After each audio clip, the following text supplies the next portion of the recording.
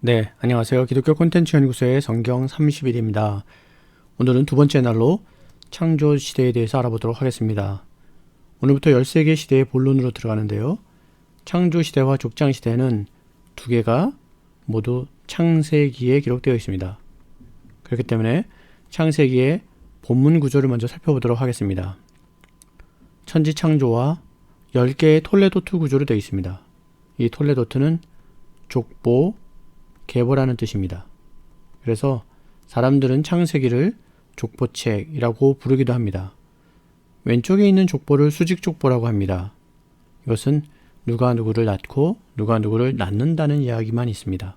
그런데 오른쪽에 있는 수평족보는 이야기족보라고 해서 창조와 타락 이야기, 홍수 이야기, 바벨탑 이야기 이렇게 이야기들이 있습니다. 여기까지가 창조 시대고요. 아브라함, 이삭, 야곱이 족장 시대입니다.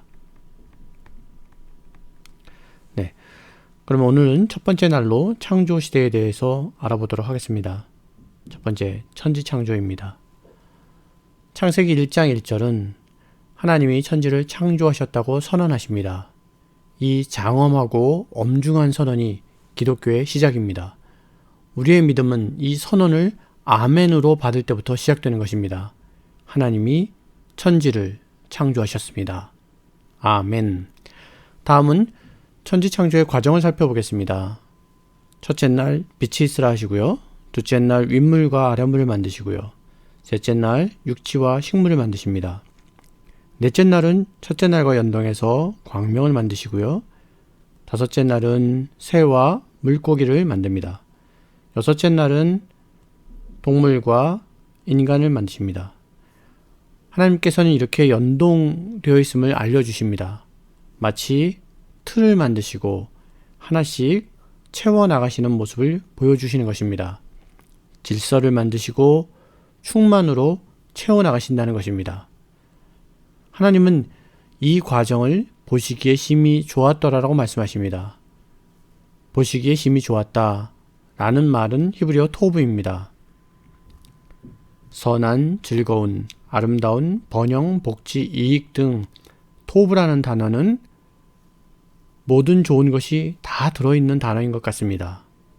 창조는 하나님의 자기 계시의 사건이었습니다. 하나님께서 당신을 드러냈더니 하나님의 성품 그대로 드러난 것이 토브였었습니다. 하나님은 이렇게 선하게 선한 세계를 창조하신 것입니다. 창조 전과 후는 완전히 달라진 세계가 되었습니다. 흑암이 빛으로, 혼돈이 질서로, 공허함이 충만으로 채워졌습니다. 운행하시던 하나님은 이제 안식하셨습니다. 창조를 마치신 하나님은 7일째 안식하십니다. 하나님이 그 일곱째 날을 복되게 하사 거룩하게 하셨으니 이는 하나님이 그 창조하시며 만드시던 모든 일을 마치시고 그날에 안식하셨음이니라. 안식을 히브리어로 샤밧이라고 합니다. 쉬다, 멈추다, 정지하다의 뜻입니다. 하나님은 6일 동안 창조하시고 7일째에 멈추셨습니다. 그리고 그날을 거룩하게 하셨습니다. 왜 그날을 거룩하게 하셨습니까? 클라인은 안식의 시작은 엘로힘 하나님이 왕으로 새롭게 즉위하셨음을 증거하는 것이라고 이야기합니다. 안식일은 하나님이 왕으로 즉위하신 날입니다. 그렇기 때문에 그날은 거룩한 날입니다. 하나님이 왕으로 창조 세계에 들어오시는 날이기 때문에 거룩한 날인 것입니다. 헤셀은 안식일이야말로 천지 창조의 목적이라고 이야기합니다. 하나님이 하나님의 나라를 만드시고 그곳에서 왕으로 오시는 그날이야말로 가장 복되고 즐거운 날인 것입니다. 안식일은 그야말로 창조의 절정의 순간인 것입니다. 왕이 오십니다. 그날은 왕의 대관식인 것입니다.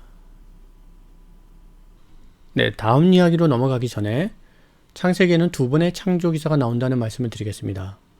지금까지 나눈 첫 번째 창조 기사의 주어는 모두 하나님이십니다. 히브리어 엘로힘입니다. 고대 근동 지역에서는 일반적으로 쓰이는 신의 호칭이었습니다. 그래서 엘로힘은 일반 명사입니다. 그런데 두 번째 기사에서는 하나님의 이름이 여호와 하나님으로 나옵니다. 야훼 엘로힘입니다. 그 야훼가 여호와가 하나님의 이름이죠. 그렇기 때문에 이것은 고유명사입니다. 이름을 안다는 것은 관계성이 있다는 것입니다. 서로 인격적인 교제가 있고 서로 친밀함이 있다는 것입니다. 본문에 나오는 내용을 비교해 보겠습니다. 자기 형상, 곧 하나님의 형상대로 사람을 창조하셨다고 합니다. 그리고 인간이 생육하고 번성하고 땅에 충만하고 땅을 정복하고 모든 생물을 다스리라고 말씀하십니다. 하나님이 인간을 자기 형상대로 만들었다는 것은 너무나도 중요한 표현입니다. 하나님은 우리를 자녀로 창조하신 것입니다. 그리고 모든 것을 다스리라는 하나님의 자녀에게 권한을 위임해 주시는 모습이 나옵니다. 그런데 두 번째 기사에서는 흙으로 사람을 지으시고 생기를 그 코에 불어넣으셨다고 그러시고 또 갈빗뼈에서 여자를 만들었다고 이야기합니다. 마치 하나님의 모습이 아름다운 도자기를 만들기 위해서 심혈을 기울이는 도예가의 모습처럼 보입니다. 거기다가 선악을 알게 하는 나무의 열매는 먹지 말라. 네가 먹는 날에는 반드시 죽으리라고 말씀하십니다. 학교 가는 자녀에게 차 조심하고 반드시 팔아버릴 때 횡단보도를 건너라고 당부하는 모습 같습니다. 우리는 첫 번째 명령을 문화 명령이라고 합니다. 문화적 명령입니다. 이 명령은 수행하라고, 이행하라고 주신 명령입니다. 하지만 두 번째 명령은 절대로 하면 안 된다는 금지 명령입니다. 창세기 저자는 의도적으로 주어를 구분하고 내용을 구분했습니다. 첫 번째 창조 기사에는 마치 거침없이 피조물을 창조해내는 전능하신 창조주 하나님으로 보입니다. 그런데 두 번째 기사에서는 인자하고 온유하시면서 우리와 관계하시고 우리의 평안으로 인도하는 구세주의 모습을 보입니다. 우리는 이렇게 하나님과 창조 언약을 맺게 됩니다. 이것을 아담 언약, 행위 언약이라고도 합니다. 이제부터 본격적으로 창조와 타락 이야기로 들어가도록 하겠습니다. 첫 번째는 창조기사가 나왔습니다. 그래서 아담을 만드시고 에덴 동산을 만드시고 하와를 만드시는 이야기가 있었습니다. 두 번째 얘기는 그 인간이 불순종하여서 하나님의 심판을 받는 이야기, 그렇지만 하나님이 구원하시는 복음의 이야기, 그럼에도 불구하고 낙원에서는 쫓겨나는 타락의 이야기가 전개됩니다. 그리고 세 번째는 가인과 아벨의 이야기가 나옵니다. 가인이 아벨을 죽이고 그리고 가인의 후손들이 점점 더 죄를 키우고 심화시키는 내용이 바로 창조와 타락 이야기에서 전개될 것입니다. 그러면 에덴 동산에 대해서 한번 알아보겠습니다. 거기에는 아담과 하와가 있고요. 생명나무, 선악을 알게 하는 나무가 있었습니다. 그리고 비손, 기온, hit데겔, 유브라데라는 네 강이 흐르고 있었습니다. 그곳에는 하나님의 임재가 또한 있었습니다. 성경은 여호와 하나님이 그 사람을 이끌어 에덴 동산에 두어 그것을 경작하며 지키게 하시고 라는 표현을 씁니다. 이 표현들은 후에 제사 용어가 됩니다. 그래서 성전에서 쓰는 용어들이 되는 것이죠. 그래서 학자들은 이 에덴 동산이 바로 성전의 처음 모형, 모티브라고 얘기합니다. 여러분 성전에서 무엇을 합니까? 예배를 드립니다. 제사를 지내죠. 그곳에서는 누가 있습니까? 바로 하나님이 계십니다. 하나님의 임재가 있습니다. 하나님의 영광이 있는 것입니다. 유대인들은 이 에덴이라는 단어를 히브리어 아단으로 부르는 것을 즐거워했다고 합니다. 왜냐하면 그 뜻이 즐기다의 뜻입니다. 성전에서 하나님의 임재가 충만한 가운데 예배드리는 것이 그들에게는 기쁨이었습니다. 그렇기 때문에 에덴 동산은 기쁨의 동산이라고 하는 것입니다. 이 에덴 동산이 확장하기를 원하시는 것이 하나님의 비전이고 하나님의 뜻입니다. 우리 인간은 하나님의 뜻에 맞춰서 이 에덴을 확장시키는 것에 우리의 사명을 감당해야 됩니다. 그런데 바로 뱀의 유혹을 받습니다. 하와에게 뱀이 다가와서 이야기합니다. 너희가 결코 죽지 않는다. 너희가 그것을 먹으면 너희 눈이 밝아져서 하나님같이 된다. 선악을 알 줄 하나님이 아셔서 너희에게 먹지 말라는 것이다. 라는 유혹에 하와는 넘어갑니다. 여자가 그 나무를 본즉 먹음직도 하고 보암직도 하고 지혜롭게 할 만큼 탐스럽기도 한 나무인지라. 여자가 그 열매를 따먹고 자기와 함께 있는 남편에게도 주매 그도 먹은지라. 성경 요한 1서 2장 16절에서는 이 표현을 이렇게 설명하고 있습니다. 세상에 있는 모든 것이 육신의 정욕과 안목의 정욕과 이생의 자랑이니 다 아버지께로부터 온 것이 아니요 세상으로부터 온 것이라. 지금 하와가 느끼는 이 느낌들은 먹음직도 보암직도 지혜롭게 할 만큼 탐스럽기도 한 이것은 모두 세상으로부터 온 것입니다. 하나님이 주신 것이 아닙니다. 하나님은 먹지 말라고 했기 때문입니다. 그의 욕심, 탐심, 탐욕이 죄를 낳는다는 것을 설명하고 있습니다. 그렇지만 하나님은 뱀은 저주하지만 구원의 길을 만들어내십니다. 내가 너로 여자와 원수가 되게 하고 네 후손도 여자의 후손과 원수가 되게 하리니 여자의 후손이 있다고 합니다. 그리고 뱀의 후손이 있다고 합니다. 둘에게는 전쟁이 있습니다. 요한계시록 12장에서는 이것을 명확하게 설명하고 있습니다. 용이 해산하려는 여자 앞에서 그가 해산하면 그 아이를 삼키고자 하더니 여자가 아들을 낳으니 이는 장차 철장으로 만국을 다스릴 남자라. 그 아이를 하나님 앞과 그 보좌 앞으로 올려가더라. 누구를 이야기합니까? 바로 예수 그리스도를 말씀하시는 것입니다. 그는 큰 용과 싸워서 큰 용이 쫓겨나게 됩니다. 패하는 것이죠. 옛뱀, 곧 마귀라고도 하고 사탄이라고도 합니다. 하나님께서는 여자의 후손을 통해서 뱀의 후손을 물리치는 언약을 맺습니다. 이것을 여자 후손의 언약이라고도 합니다. 하나님께서는 인간이 타락하지만 구원의 길을 여시는 것입니다. 그렇지만 죄를 범한 인간들은 벌을 받을 수밖에 없었습니다. 여인은 임신하는 고통을 받게 되고요. 남자는 평생 수고하면서 소산을 얻어야 합니다. 그럼에도 불구하고 그들은 흙으로 돌아가는 죽음을 경험해야 되는 것입니다. 욕심이 잉태한 즉 죄를 낳고 죄가 장성한 즉 사망을 낳느니라. 죄의 삭은 사망이다 라고 말씀하십니다. 그렇지만 구원의 길을 여신 하나님께서 그들에게 가죽옷을 지어 입히십니다. 여호와 하나님이 아담과 그의 아내를 위하여 가죽옷을 지어 입히시니라. 그들은 낙원을 상실하지만 하나님께서는 가죽옷을 입히셔서 제사를 통해서 그들을 구원하시는 원형을 만들어내십니다. 화목제물 대신 예수 그리스도를 예표하는 모양을 만드십니다. 제사를 통해서 그들의 죄를 씻는 하나님의 구원의 길을 진행하십니다. 에덴 동산에서 쫓겨난 아담과 하와는 가인과 아벨을 낳습니다. 그리고 그들이 장성한 후에 하나님께 제물을 드립니다. 여호와께서 아벨과 그의 제물은 받으셨으나 가인과 그의 제물은 받지 아니하신지라. 가인이 몹시 분하여 안색이 변하니. 가인은 화가 났습니다. 하나님은 화가 난 가인에게 이야기하십니다. 네가 분하여 함은 어찌 됨이며 안색이 변함은 어찌 됨이냐. 네가 선을 행하면 어찌 낯을 들지 못하겠느냐. 선을 행하지 아니하면 죄가 문에 엎드리느니라. 죄가 너를 원하나 너는 죄를 다스릴지니라. 여기서 죄의 두 가지 속성을 이야기하고 있습니다.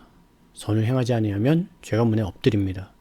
이 자세는 기회를 엿보고 있는 자세입니다. 문 밖으로 나오기만 하면 삼켜버리려고 넘어뜨리려고 기다리고 있는 것입니다. 두 번째로 죄가 너를 원하나 너는 죄를 다스릴지니라. 죄가 너를 원한답니다. 열정을 가지고 원하고 있습니다. 그래서 죄의 속성은 이 두 가지입니다. 열정을 가지고 끊임없이 넘어뜨리려고 기회를 보고 있는 것입니다. 이것은 어디서부터 시작됩니까? 바로 육신의 정욕, 안목의 정욕, 이생의 자랑에서부터 시작됩니다. 그리고 죄가 장성해서 사망을 낳게 되는 것입니다. 우리는 이것에서부터 벗어나기 위해서 끊임없이 깨어 기도하고 말씀으로 순종을 해야 됩니다. 그것이 죄를 다스리는 일입니다. 하나님은 가인에게 이렇게 경고를 했는데도 불구하고 아벨을 돌로 쳐서 죽입니다. 다음은 아담의 족보를 좀 알아보겠습니다. 가인이 아벨을 죽인 다음에 하나님은 셋이라는 새로운 아들을 주십니다. 이쪽은 가인의 족보입니다. 그리고 셋의 족보입니다. 가인의 족보를 먼저 알아보도록 하겠습니다. 가인은 하나님께서 유리하는 자, 떠돌아다니는 자를 만드셨습니다. 그런데 가인은 놋 땅에 거주합니다. 그것뿐만 아니라 아내와 동침하여서 아들 에녹을 낳는데 성을 쌓고 난 다음에 그 이름을 아들의 이름으로 짓습니다. 그리고 그의 자손 라멕은 나의 상처로 말미암아 내가 사람을 죽였고 나의 상함으로 말미암아 소년을 죽였도다. 누가 나를 공격하면, 누가 나에게 상처를 입히면 나는 그 사람을 때려서 죽여버렸다는 것입니다. 얼마나 폭력적이고 힘으로 해결하는 사람입니까? 더 나아가서 가인을 위하여는 벌이 700일진데 라멕을 위하여는 벌이 7700이다. 그러니까 자기가 가인보다 훨씬 더 폭력적인 사람이다 라고 이야기하는 것입니다. 이 본문을 칼의 노래라고 얘기합니다. 가인의 족보의 사람들이 통치해 나가는 이념은 칼입니다. 폭력입니다. 힘입니다. 그래서 라멕의 자손을 보면 야발은 이런 사람입니다. 가축치는 자의 조상이 되었습니다. 유발은 수금과 퉁소를 잡는 자였습니다. 두발 가인은 구리와 새로 여러 가지 기구를 만드는 사람이었습니다. 다시 말해서 야발은 경제적인 사람이고 유발은 예술과 문화에 정통한 사람입니다. 두발 가인은 도구를 만들고 기술을 개발하고 무기를 만드는 사람이었습니다.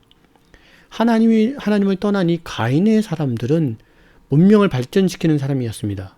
그런데 그들의 문명은 그들을 위해서 힘을 사용하고 폭력을 행사하기 위해서 만들어지고 있는 문화입니다. 다음에 셋의 족보를 좀 살펴보겠습니다. 셋은 그때 사람들이 비로소 여호와의 이름을 불렀다고 합니다. 여호와의 이름을 부른다는 말은 하나님께 경배를 드린다는 얘기입니다. 예배를 드린다는 얘기죠. 가인의 사람들과는 전혀 다른 모습입니다. 그 가운데 에녹이 있습니다. 에녹은 무두셀라를 낳은 후 300년을 하나님과 동행하며 자녀를 낳았으며 에녹이 하나님과 동행하더니 하나님이 그를 데려가심으로 라고 말씀하십니다. 에녹은 승천하였습니다. 그리고 그의 자손에서 라멕이 나옵니다. 라멕은 노아를 낳고 이런 말을 합니다. 여호와께서 땅을 저주하심으로 수고롭게 일하는 우리를 이 아들이 안위하리라 하였더라. 그리고 노아가 나옵니다. 노아는 여러분들 너무 잘 아실 것입니다. 노아는 여호와께 은혜를 입었더라. 노아는 의인이요 당대의 완전한 자라. 그는 하나님과 동행하였다 라고 말합니다. 셋의 족보에서 나오는 특이한 단어는 동행이라는 단어입니다. 가인의 족보와 셋의 족보를 성경 본문으로 한번 비교해 보겠습니다. 가인의 족보에서는 낳은지라, 낳고 낳았더라가 나옵니다. 그리고 죽였고 죽였도다가 나옵니다. 낳았다와 죽였다가 나옵니다. 일반적으로 낳고 죽는 것이 아니라 죽이는 것입니다. 가인의 족보, 가인의 사람들은 죽이는 족보입니다. 셋의 족보에는 똑같이 낳았더라가 나옵니다. 그런데 살고 죽었더라가 나옵니다. 그리고 동행하다는 말도 나옵니다. 그러니까 낳았는데 그들은 동행에다가 죽는 것입니다. 지금 이 단어만 가지고도 전혀 다른 자손들이라는 것을 우리는 알 수 있습니다. 이 가인과 셋의 족보를 비교하면 이렇습니다. 에녹이 같이 나오고요. 라멕이 같이 나옵니다. 그리고 그의 자손인 야발, 유발, 두발 가인과 노아를 또 비교합니다. 야발, 유발, 두발 가인은 문명을 발전시키고 사람들을 잘 살게 하는 것처럼 보이지만 결국은 그들의 폭력성을 확고하게 하는 것에 치중합니다. 그렇지만 노아는 그가 갖고 있는 성실함을 가지고 사람들을 살리는 일을 한다는 것이죠. 이 가인의 문화, 이 가인의 후예들은 하나님을 떠나 있기 때문에 그들이 추구하는 가치 기준은 세상인 것입니다. 그렇기 때문에 더 센 놈이 이기는 그러한 문화를 만들어내는 것입니다. 오늘날의 세상도 마찬가지입니다. 더불어 잘 사는 것이 아니라 스스로 잘 살기 위해서, 자기만 잘 살기 위해서 한다면 바로 그들이 가인에 속해 있는 사람들인 것입니다. 반면에 셋셋 사람들은 하나님의 나라, 하나님의 형상대로 지어진 삶을 살기 위해서 노력하고 하나님의 가치, 하나님 나라의 가치 기준을 지키면서 살려고 노력하는 사람들입니다. 이들이 진정으로 하나님의 나라를 만들어 나가는 사람들인 것입니다. 가인의 문화가 득세하는 세상은 악함으로 가득 찼습니다. 그래서 하나님께서 말씀하십니다. 나의 영이 영원히 사람과 함께 하지 아니하리니 이는 그들이 육신이 됨이라. 사람의 죄악이 세상에 가득함과 그의 마음으로 생각하는 모든 계획이 항상 악할 뿐임을 보시고 하나님은 땅 위에 사람 지으셨음을 한탄하사 마음에 근심하시고 내가 창조한 사람을 내가 지면에서 쓸어버리리라. 하나님은 멸망을 작정하십니다. 그들이 육신이 되었습니다.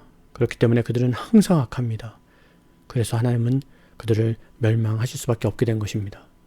로마서 8장은 육신의 생각은 사망이요 영의 생각은 생명과 평안이니라.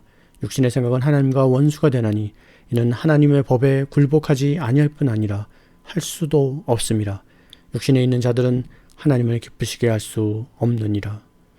홍수 이야기가 시작되는 것은 바로 그 시대의 죄악 때문이었습니다.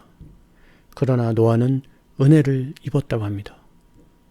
이것이 노아의 족보라고 홍수 이야기가 시작될 때 노아는 은혜를 입었습니다. 노아는 의인이요 당대의 완전한 자라. 그는 하나님과 동행하였으며 하나님과 동행하는 노아에게 하나님은 은혜를 베푸셨습니다. 하나님 왜 노아에게 은혜를 주셨습니까? 에녹은 이 문제에 대해서 이야기합니다. 에녹은 365세에 승천합니다. 그리고 65세에 무두셀라를 낳습니다. 무두셀라는 이름이 창 던지는 자입니다. 창을 던지는 것입니다. 그리고 무두셀라는 187세에 라멕을 낳습니다. 라멕은 182세에 노아를 낳는데 950세에 노아가 죽습니다. 그런데 600세에 홍수가 옵니다. 지금 187, 182, 600은 다 더하면 969가 됩니다. 바로 무두셀라의 나이와 같습니다. 무두셀라가 죽는 그때 하나님은 심판이 오게 하시는 것입니다. 그러니까 에녹은 심판이 올 줄을 알았습니다. 그가 무두셀라를 낳고 하나님께서 심판을 하시겠구나 라는 것을 하나님으로부터 계시로 받고 그는 하나님과 300년 동안 동행합니다. 에녹의 동행을 우리는 히브리서에서 찾아봐야 됩니다. 믿음으로 에녹은 죽음을 보지 않고 옮겨졌으니 하나님이 그를 옮기심으로 다시 보이지 아니하였느니라. 그는 옮겨지기 전에 하나님을 기쁘시게 하는 자라하는 증거를 받았느니라. 믿음이 없이는 하나님을 기쁘시게 하지 못하나니 하나님께 나아가는 자는 반드시 그가 계신 것과 또한 그가 자기를 찾는 자들에게 상 주시는 이심을 믿어야 할지니라. 에녹의 동행의 의미는 하나님을 기쁘시게 하는 자라는 것입니다. 어떻게 하면 하나님을 기쁘시게 해드릴 수 있습니까? 재롱을 부린 겁니까? 웃겨드린 겁니까? 지금 멸망이 옵니다. 심판이 있습니다. 에녹의 후손들은 다 죽게 됐습니다. 그런데 어떤 방법으로 하나님을 기쁘시게 해드릴 수 있습니까? 오늘 본문은 믿음이라고 얘기합니다. 믿음의 두 가지 내용은 이겁니다. 반드시 그가 계신 것과 그가 자기를 찾는 자들에게 상 주시는 자임을 믿어야 할지냐, 그 믿음입니다. 믿음의 두 가지 내용은 창조주 하나님, 살아계신 하나님입니다. 두 번째는 구세주 하나님, 우리에게 구원을 베푸는 하나님이십니다. 에녹은 이것을 알았기 때문에 하나님께 매달렸습니다. 살려달라고, 은혜를 베푸시라고, 하나님의 긍휼을 잊지 마시라고 에녹은 하나님을 붙잡고 놓지 않았습니다. 이것이 300년 동안의 에녹의 동행입니다. 라멕이 노아를 낳으면서 했던 말을 기억하셔야 됩니다. 이 아들이 우리를 안위하리라. 노아가 어떻게 우리를 안위합니까? 바로 에녹의 매달림 때문에 하나님은 노아에게 은혜를 베푸시는 것입니다. 노아가 하나님께 은혜를 받습니다. 그래서 하나님은 노아에게 방주를 만들려고 합니다. 방주는 히브리어로 테바입니다. 이 단어는 모세의 갈대상자와 동일한 단어입니다. 둘 다 구원을 의미합니다. 이것은 생명을 보존하는 일이었습니다. 너희는 생명을 보존하라 라고 말씀하십니다. 노아는 하나님이 자기의 명하신 대로 다 준행합니다. 노아는 동물들을 방주 안으로 들입니다. 홍수가 시작됩니다. 그리고 비가 그칩니다. 방주에서 나왔을 때 하나님은 노아에게 명령하십니다. 생육하고 번성하라. 노아는 하나님께 제단을 쌓고 제사를 지냅니다. 그리고 노아는 하나님과 언약을 맺습니다.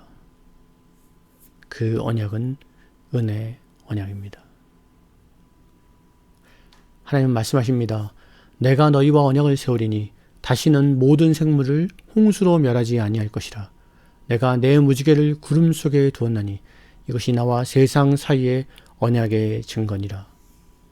이 언약을 노아의 언약, 무지개의 언약이라고 말씀하십니다.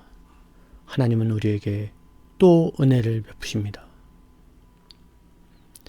다음은 바벨탑 이야기입니다. 셈과 함과 야벳의 족보가 납니다. 여기가 야벳의 족보고요. 이쪽이 함의 족보입니다.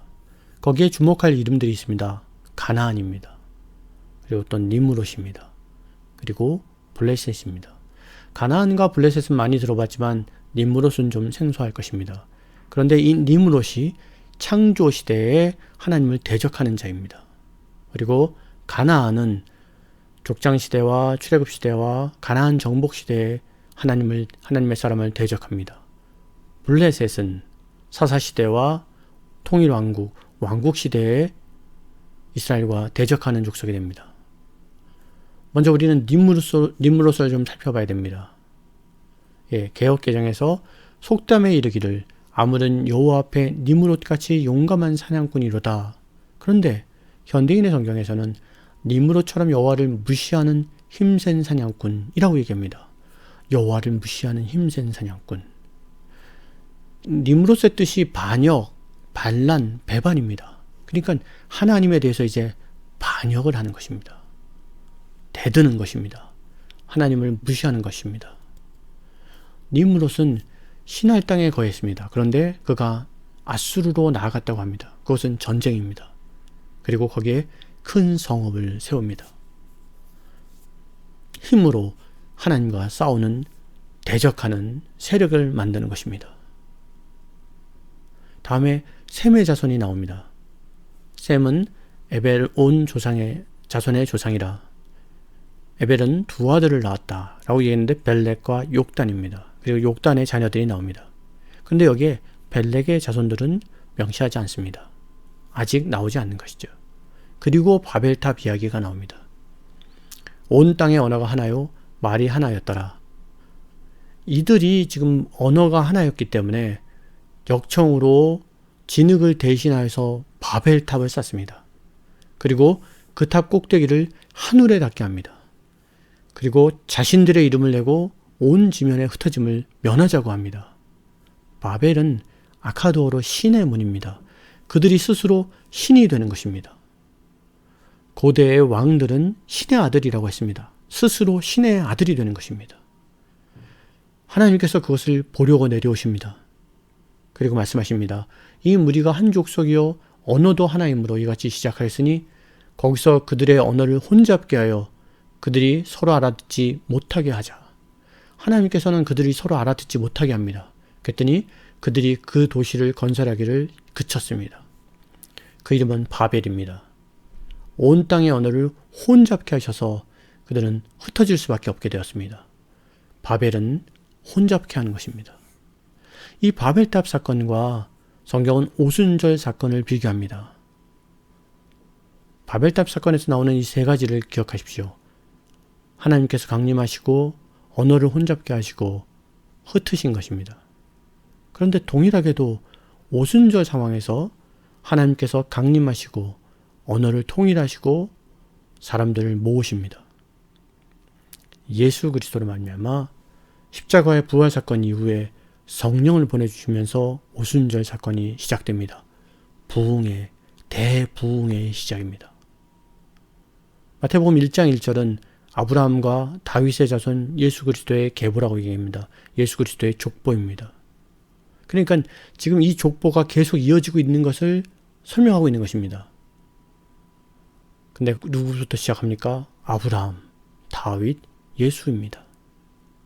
아브라함부터 시작해서 다시 세워서 예수 그리스도까지 올 때까지 이것을 회복해 내시겠다고 하나님은 말씀하고 계신 것입니다.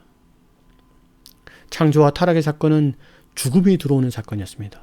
그리고 홍수는 인간의 죄악 때문에, 악함 때문에 멸망시키는 사건이었습니다. 그렇지만 바벨탑 사건에서는 멸망이 아니라 흩어버리시기만 하십니다. 그것도 은혜입니다. 정반대의 오순절 사건에서 구원의 역사를 베푸시고 죽음을 생명으로 바꾸시는 놀라운 역사가 일어납니다. 이제 셈의 족보를 살펴보겠습니다. 셈의 족보는 이러하니라. 벨렉은 30세에 루를 낳고, 그리고 벨렉의 족보가 쭉 나옵니다. 데라는 70세에 아브라함과 나홀과 하란을 낳았더라. 아브라함이 등장하는 것입니다. 하나님은 이 아브라함을 통해서 새로운 하나님의 나라를 건설할 것이 분명합니다. 네, 이것으로 창조시대를 좀 정리하도록 하겠습니다. 하나님께서 창조하셨습니다. 그리고 우리에게 언약을 베푸셨습니다. 우리는 이 언약대로 살아내야 됩니다. 그런데 그들이 타락하여서 죽음이 들어옵니다. 하나님은 그것을 회복하셔야 됩니다. 그래서 은혜의 언약을 베푸십니다. 구원의 약속을 하시는 것이죠. 하지만 낙원에서는 추방당합니다.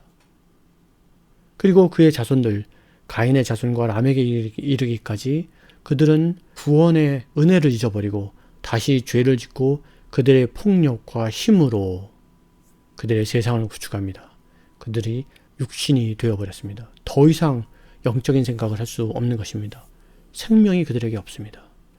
하나님은 노아를 통해서 홍수로 그들을 다 멸망시키지만 다시 은혜의 언약을 베푸셔서 구원의 약속을 하십니다. 그렇지만 그 다음 세대, 또다시 니므롯이라는 하나님을 배반하고 반역하고 하나님을 거부하는 세력이 등장합니다. 훨씬 더 강력해집니다. 나라를 건설하고 힘을 규합합니다. 하나님은 거기서 아브라함을 등장시킵니다. 이 사건은 분명히 또 은혜의 사건으로 연결될 것입니다. 왜냐하면 하나님이 이 땅에 왕으로 통치하고 계시기 때문에 그렇습니다. 다음부터 족장시대에 그 이야기가 진행될 것입니다. 오늘 긴 시간 동안 수고하셨습니다. 감사합니다.